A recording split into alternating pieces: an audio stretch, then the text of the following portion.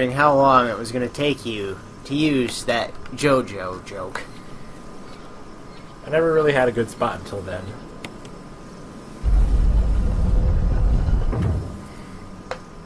I forget how this puzzle works. Statues are supposed to be facing away from each other. Right, okay.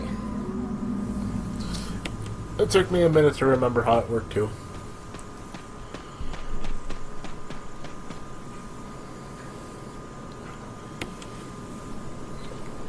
And the compass is supposed to tell you which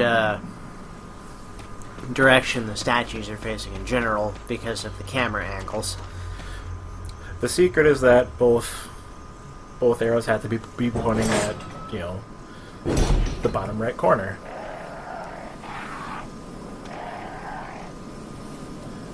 Are you going to? Then I remembered, it's like, oh wait, I have a rocket launcher. It's really hard to kill crows with this. Good thinking. So let's just do this.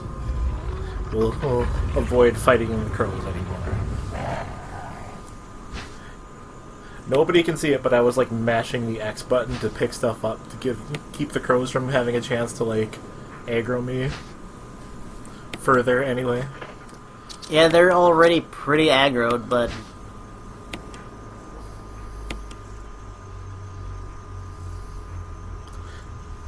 I don't even get why they bother having you push those and... yeah, it doesn't make any sense. Why are they spring-loaded? The bars should just be protruding from the back, like, as part of the casting. There's no room inside these things for it to be spring-loaded. Especially since all you do is just put them in the thing tombstone right next to it. Yeah, it's needlessly trying to add complexity where there doesn't need to be any.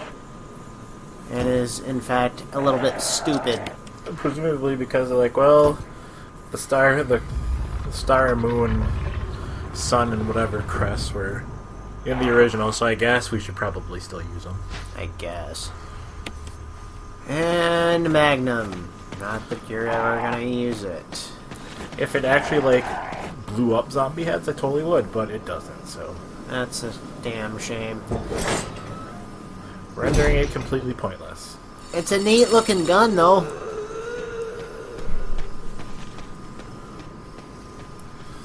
Do you want to revisit the representation and diversity question now that you have time to actually talk about it? I mean, I guess. I'm all for diversity. It's good. It's artificial diversity. Forcing diversity into things just for its own sake is bad. I guess I really didn't have anything else to say on the matter. But the Frogurt is also cursed. Huh? That's bad. And technically, I haven't really given my opinion on the show, really. I don't think. Like, I might have mentioned it in passing at some point. But it's mostly just like... Just write what you want to write. Or draw what you want to draw, or make what you want to make. And sure, if at some point you stop and go, hey, well, maybe I'll change this, just... Maybe this works better with a lady character, or just another person of another ethnicity, or whatever. But, like, don't just pointedly be like, well, I'm just gonna change this just because. Yeah, forcing it is shitty. Crank. What is it with this guy in Cranks?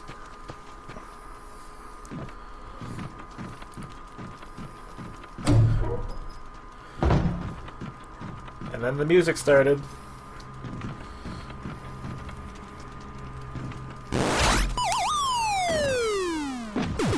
Huh.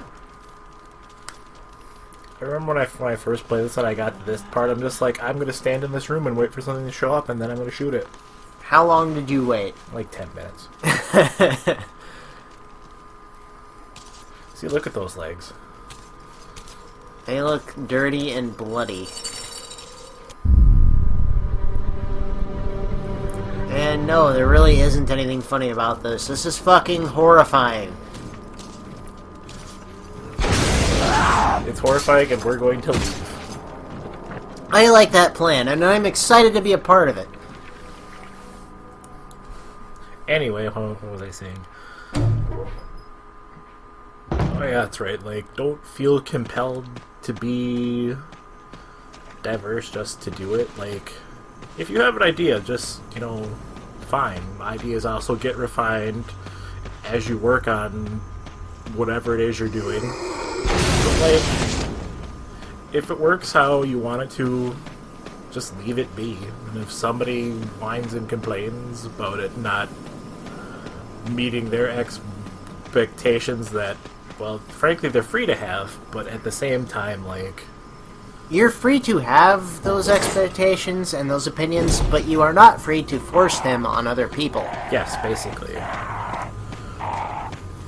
And, if you want my god-honest opinion, not being able to enjoy a character or media because something like the character doesn't match your ethnicity or your body type or your orientation, or that's dumb. That is dumb. Because, like, if I did that, I'd have no characters I would relate to or enjoy. So yeah, that's dumb. And you're free to feel that way, but you're dumb. In our opinion, you're dumb. That is, of course, our opinion, which we are free to have, yet are not free to force upon you. Objectively speaking, you're dumb. Huh. Jill to Brad, can you hear me? Can't hear you over this stupid ringtone, Brad. Shit, it's broken. It's very broken. I like how Jill stopped to have this conversation while there was 3 Cerberus in this courtyard. Well, I mean, priorities. A lady and her cell phone in this day and age. It's a Nokia, too. That was very nicely edited, by the way. I applaud you for that. Yeah, it took a little bit to get the timing right on that one, too. But nobody's gonna get the Courage the Cowardly Dog reference there. Probably not. I know I sure didn't. Return the slab. Are we ready for some really kind of compressed cutscene? Yeah, that's the problem with this whole HD port. Like, keep in mind, this was a GameCube game. And for the GameCube, it looked fucking awesome. They did things with this game you wouldn't have believed possible on the GameCube. But, porting it to a PC, and when did this come out? 2015, 2016? I believe 2015. Porting it, a GameCube game, to the PC in 2015, the cutscenes have lost a lot of visual quality in the process. Not to mention, you'd think they'd have, like, the original FMVs that they could have put in there, not the compressed ones. Yeah, so the game itself looks fantastic. The CGI cutscenes, on the other hand, not so much. Because reasons. Because reasons. And then more crows that decide to arbitrarily attack. I know how they did the widescreen in HD. Kind of annoyed a few people too. Basically, they just zoomed in slightly and had the camera pan around. So, because the backgrounds weren't designed with a widescreen aspect ratio in mind. So they had to work around that in the only way you really can without completely recreating the assets. Although apparently, like, retaining data for old projects is a thing, like, nobody fucking does for some reason. Apparently so, and I find that stupid, really. It doesn't really make any sense in context of game development, because, like, Especially nowadays, what if you planned on, doing a fancy HD port? Because that is a thing in this day and age, believe it or not. It may shock you to learn that game companies have gone all in with the HD re-releases of their old games. It's an odd concept, I grant you, one that you may not have expected. I'm trying to remember who it was that had to, Oh, it was Capcom with the Game Boy Mega Man games. They don't have the source code. Yeah, so they're just like, I guess we'll just have to reverse engineer it from a ROM, which is like, guys, you dense motherfuckers. I know, right? I mean, at least they still had the original assets for this game. But to just throw away the source code for an entire series of games, it's just, God, mind-boggling levels of stupid. Like, yeah, we're never going to use this again, right? Yeah, I'm done with the lighter. I'm pretty sure. Yeah, I can't remember needing it for anything else. There's like some candles you can light in here that are supposed to be helpful for a puzzle or something, but I don't... Yeah, there are candles involved in one puzzle, but I don't really know that you need the lighter for it, per se. Yeah, it's not necessary for the puzzle, it just offers hints. Nope.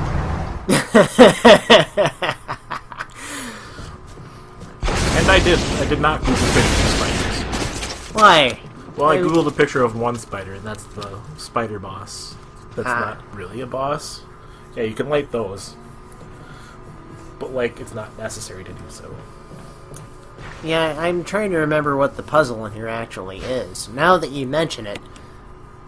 There's no puzzle in this room specifically, you're just here to get the red book.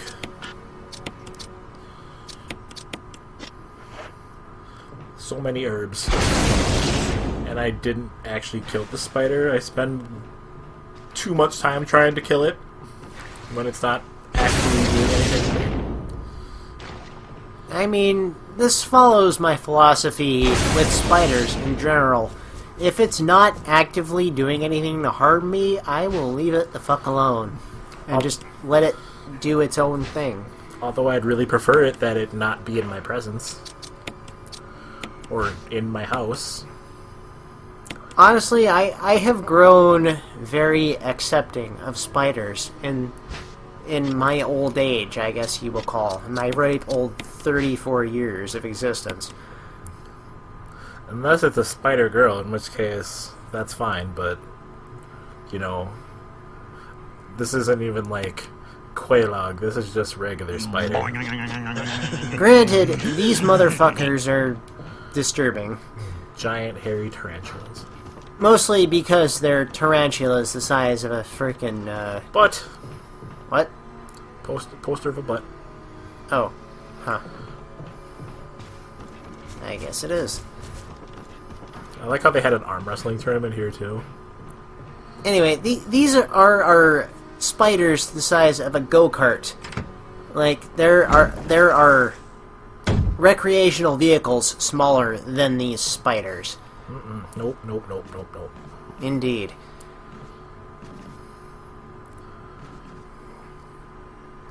God, that part there is just fucking padding. It really is. There is no reason to force you to climb over those crates. I mean, you get damaged otherwise, but...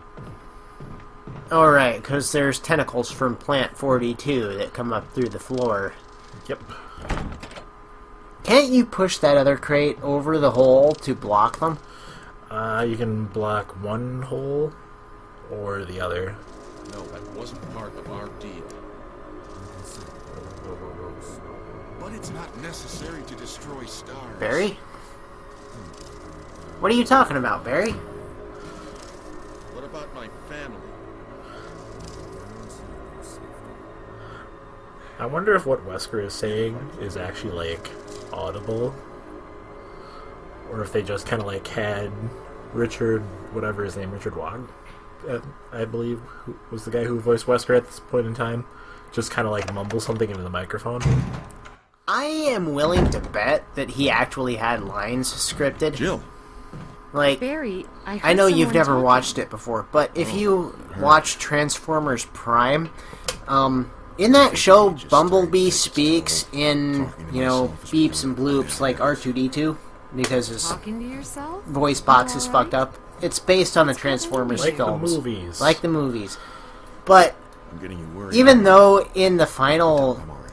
episode he just speaks like R2-D2, he actually has lines in the script. And those lines are actually voice acted by Frank Welker. They were just like, nah. Don't worry. They Just they get have fresh air. him voice act the lines so the other characters have something to react to. And then in post, they cover it up with R2 noises. Which is weird, all things considered, because usually voice actors aren't in the booths together.